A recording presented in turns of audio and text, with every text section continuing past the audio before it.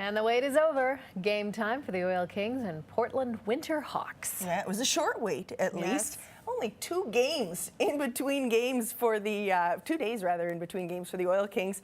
And they are in the WHL final once again and facing the Portland Winter Hawks once again. Big difference this time, Edmonton doesn't have home ice advantage. From the Rose Garden, 2 minutes in, and the Oil Kings have yet to make it into the Portland zone. On the breakout, Travis Awanek feeds it through the slot for Dylan Ruck. It's a 1-0 game. Here's a better angle for you. Ruck plays the trailer and Edmonton gets on the board. Now watch this. 10 minutes later, Portland does some fantastic passing all around the Oil Kings. They beat Laurent Boissois. Only problem for them, it's off Brandon Leipzig's skate. No goal. 2 minutes left in the frame. Oil Kings with the man advantage. Nicholas Poutin and Ty Ratty get a break. LB with a huge save. He does give it away, though. Look, go now to Samuelson. Samuelson shoots, scores! Samuelson scores for Edmonton, and it's now 2-0. That's it for goals in the second. Now in the third, just as the commentators mention how quiet the building is, it livens up. Taylor Lear gets the Hawks on the board. They're still in the process of announcing that goal when Henrik Samuelson shuts the building up once again. 3-1 Edmonton. 10 to go in the game. And Curtis Lazar will add one more for good measure. The Oil Kings take game 1, 4-1 in Portland. It was a must-win situation when they don't have home ice advantage for the first time in these playoffs. Game 2 goes tomorrow night before they go back to Edmonton for games 3 and 4. Let's head back to the rink for some comments from the netminder. In the first 3 series, I'd have to kind of keep my focus, and I wouldn't get a shot for a period at a time, and then coming into this game, I got a consistent amount of shots, and you can ask any goalie, they love that, and it keeps them in the game. So I'm just glad I was seeing the puck tonight.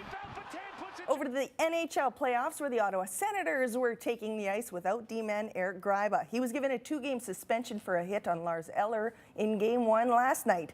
That being said, the Canadiens are also without Eller. A lot of anger between these two clubs in the last 24 hours. They came out swinging tonight. First, Rene Bourque levels Kyle Turris, then Bourque on Daniel Alfredson. Second period, Habs up 2-0. Jared Tenorti's skate connects with Carey Price's face. He loses a tooth. Nice keepsake, I guess. Then Andre Benoit sets up Milan Mahalik with a one-timer. Perhaps Price was a little too focused on some revenge here. Sens cut the lead to 1. Montreal adds one more to even the series at 1. The Sharks took Game 1 in Vancouver. Roberto Luongo getting the start again tonight. San Jose on the power play around the midway point of the first frame. Luongo makes a big stop to keep this a scoreless game. A few minutes later, Joe Thornton in front, battling, stays on the puck. Here's Dan Boyle again, final minute, regulation time shot, oh, huge stop, it's in. The Canucks had a chance to close it out up 2-1 in the final minute, but the Sharks bite back in overtime. Former Oiler, former Canuck, Rafi Torres ends it. The Sharks take it 2-0 series lead. Short-handed, here they go inside the zone. Drop pass, send to the front of the net, scores!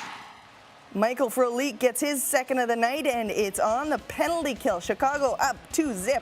Now 4-1 Blackhawks in the third. Wild take a few whacks at it before it gets sent back to the point. That cuts the lead in half. Dying seconds of the game, it's an empty net. Brian Bickle gets hauled down, and he still gets it in. That's all she wrote for the Wild. With 10 seconds left, the Blackhawks take a 2-0 series lead on home ice. Sidney Crosby making his big return to the lineup a lot sooner than a lot of people thought it would happen after a jaw break. Penguins were leaning on him too, up 2-1 in the second when he nets his second of the night. Pittsburgh with a 2-goal lead. Islanders make a comeback, now tied at 3 in the third. 7 minutes remain. Kyle Okposo puts a shot off the boards. Puck takes a weird bounce, and Marc-Andre Fleury can't handle it. It's in. The Islanders win 4-3, tying up the series at 1 apiece. The CTV Playoff Report, sponsored by Horse Racing Alberta. Live thoroughbred racing at Northlands Park every Friday and Saturday. As we told you yesterday, Bantam hockey phenom Ty Benson was the first overall pick in this year's WHL draft. The 15-year-old attends Mount Carmel Hockey Academy, where 3 other students were also drafted. They must be doing something right at that school. We're really proud of them, and hopefully when they move on to bigger and better things, they're going to look, fondly back at this situation as well. We caught up with 3 of the 4 this morning. Benson is property of the Vancouver Giants. Goaltender Stuart Skinner was drafted by the Lethbridge Hurricanes, 17th overall. Blue liner Carter Brown was picked up by Saskatoon in the 10th round. And Nolan Yaremko, who is back in Grand Prairie, went 29th overall. It's a great feeling, you know, it's a dream come true, like getting drafted to WHL. It's an outstanding feeling. And as you would expect, the guys are a pretty big deal around the school, especially with the younger guys.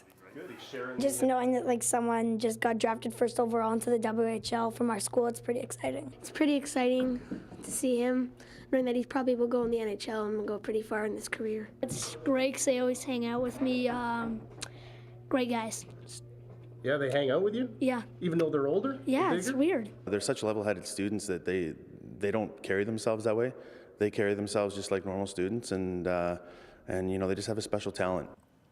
Benson broke Ty Ratty's points record with 57 goals and 146 points in just 33 games.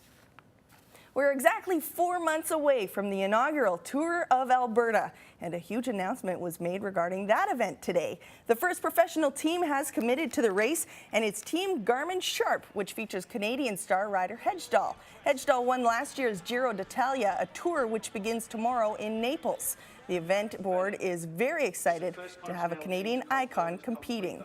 You can't put words to it. It's invaluable to the sport. He's just come in the last few years. You can see his progress has been gradual but very emphatic. He's moved up the ranking, and he's one of the top guys in the world now.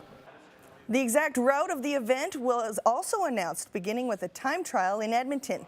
The tour will pass through dozens of Alberta communities and showcase every aspect of our province, from the prairies to the mountains and the cities. This is year 1. The route will change every year. This isn't set in stone for years to come. So next year, some sections of the province that didn't get highlighted this year, we'll hopefully get to hit those.